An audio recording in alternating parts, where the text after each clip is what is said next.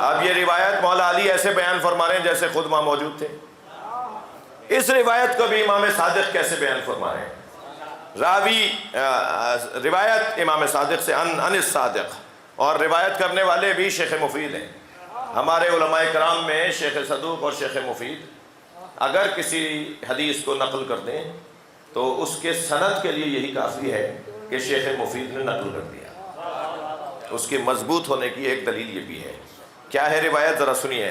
قال لما سار الحسین من مکہ، جب امام حسین نے مکے سے سفر کا آغاز کیا، جب امام حسین نے مکے سے، احترام حسین ذہن میں رہے، امام حسین کا مقام ذہن میں رہے.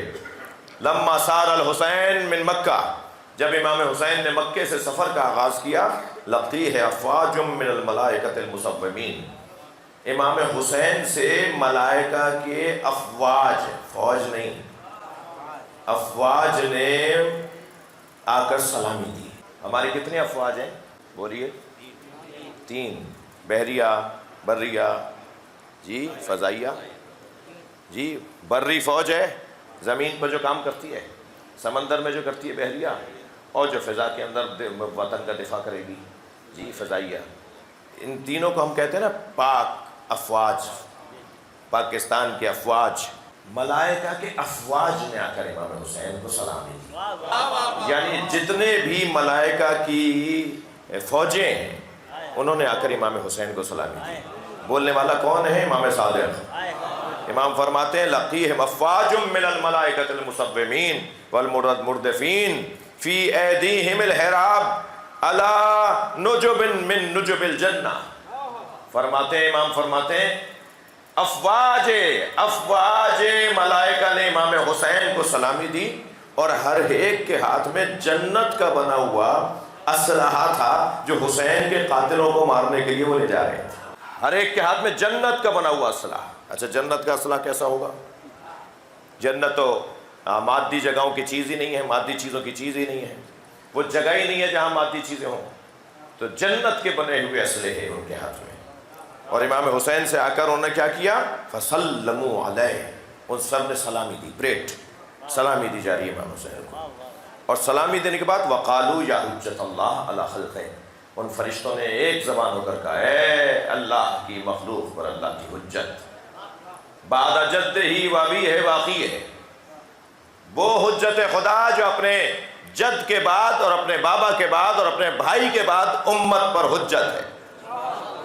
یعنی یہاں بیان کیا جا رہا ہے رسول اللہ کی احترام، مولا علی کا اور امام حسن کا احترام.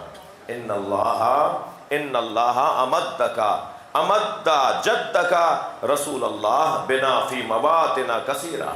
اللہ نے آپ کے جد رسول اللہ کی ہمارے ذریعے سے کثیر موقعوں پر مدد کی ہے، اور اب ہمیں حکم دیا ہے کہ ان اللہ امدک بنا، اب ہمیں حکم دیا ہے کہ حسین کی مدد کرنے جاؤ.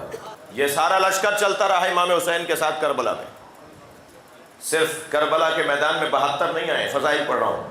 فوج آئی ہے فرشتوں کی، یہاں تک کہ 10 محرم کا دن آیا. جب امام حسین نے اپنا جہاد شروع کیا تو یہ بھی کہتے رہے ہمیں کب موقع ہوگا، اور امام کہتے رہے ابھی رکو. اور جب ایسا وقت آیا کہ امام تنہا رہ گئے تو امام نے فرمایا یہ میرا امتحان ہے، میں تم سے مدد نہیں لوں گا. ان فرشتوں نے فریاد کی اللہ سے کہ یا اللہ حسین ہم سے مدد نہیں لے رہے. اللہ نے کہا میں نے تمہیں حسین پر معمول کیا ہے، اب قیامت تک حسین کی قبر کی حفاظت کرو گے. اللہ ارشاد فرما رہا ہے خبردار اس محترم نفس کو قتل نہ کرو، اس محترم کو قتل نہ کرو. محترم، آپ ذرا غور کریں. یا ایتھا النفس المطمئنہ ارجعی الی ربک راضیۃ مرضیہ. مصائب نہیں پڑھ رہا، فضیلت پڑھ رہا ہوں. کیا کہہ رہا ہے اللہ؟ اے صاحب نفس مطمئنہ اپنے رب کی طرف پلٹا.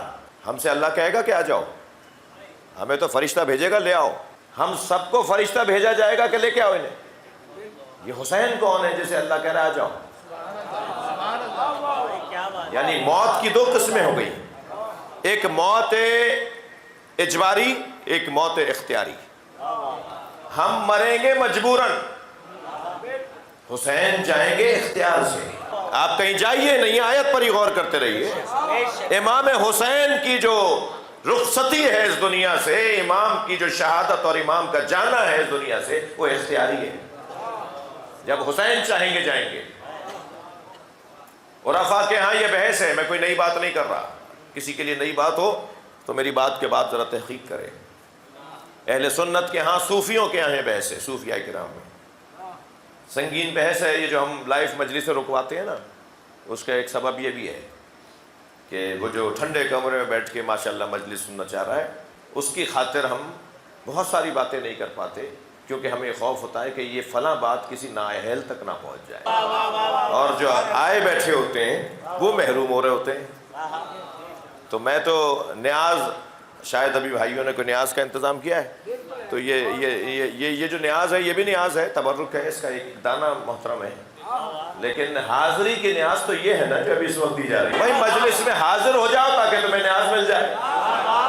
تو بعض لوگوں کی وجہ سے، ان کیمروں کی وجہ سے، تو ان سے ہم کہتے ہیں نہیں ریکارڈ کر لو مگر لائیو نہیں چلاؤ، کیونکہ اگر کوئی سنگین بات ہم کر گئے تو ہم آپ سے کہہ دیں کہ یہاں سے یہاں تک کاٹ دو، کیونکہ یہ نااہل تک نہیں پہنچنی چاہیے، قابل لوگوں تک پہنچنی چاہیے. جن کا پہلے ہی حسین کی طرف دل مڑا ہوا ہے ان تک پہنچنی چاہیے. وہ جو ٹول لگا رہے ہیں بیٹھے ہوئے، تحقیق کر رہے ہیں کہ یہ آج کہاں پڑھ رہا ہے، یہ روزانہ کبھی خانے وال جاتا ہے، کبھی بھاولپور جاتا ہے، آج بھی کہیں حیدرآباد میں ہوگا، تو میں انہیں آپ کے توسط سے جواب دے دوں کہ میں تو آسمانوں میں جانا چاہتا ہوں، تو میں زمین میں گاڑ کے جاؤں. بند کرو اپنی ان باتوں کو. الحمدللہ اس وقت پاکستان میں آپ کی جانب سے سیلاب زدگان کے لیے جو ہمدردی کا اظہار ہے وہ کسی سے کم نہیں ہے. اور سیلاب تو نہیں پوچھتا کہ سامنے والا گھر ہندو کا ہے یا سنی کا ہے یا شیعہ کا ہے. جب پانی بہتا ہوا آتا ہے تو وہ یہ پوچھتا نہیں ہے گھر والے سے کہ تم کون ہو.